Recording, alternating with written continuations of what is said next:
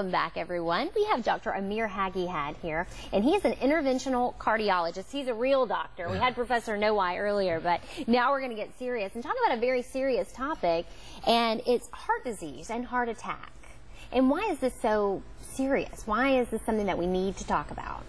Yeah, we need people to be aware of the signs and symptoms of heart attack and heart disease so that they could get ahead of the curve, take care of themselves, modify their risk factors, and avoid heart attacks which could be associated with bad outcomes.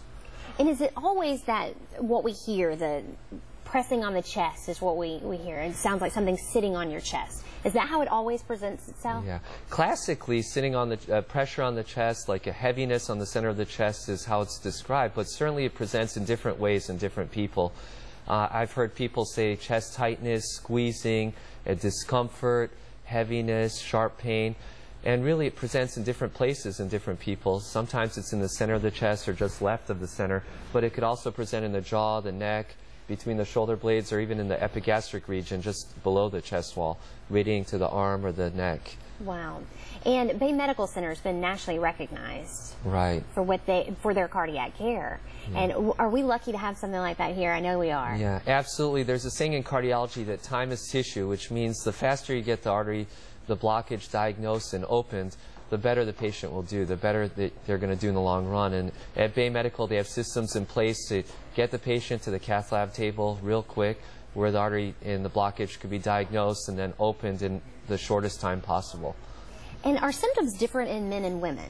Yeah, sure. Sometimes you'll find that women present more atypically than men do.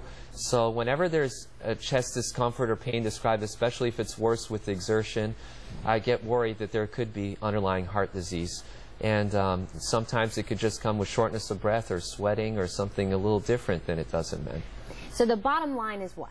I think the bottom line message for patients is if you're thinking about it and worried about it, you got to start getting ahead of the curve now. You got to take care of your blood pressure, cholesterol. You got to ask the questions, have your doctor obtain the tests that may be appropriate, and get you referred to a cardiologist if needed, so you don't have to wait to the heart attack, and you get yourself taken care of. And certainly there's steps we could take every day. We're talking about how nice the weather is just earlier here, and I think this is a great time for people to get proactive, start taking walks and doing some exercise and doing things to prevent this from happening to them.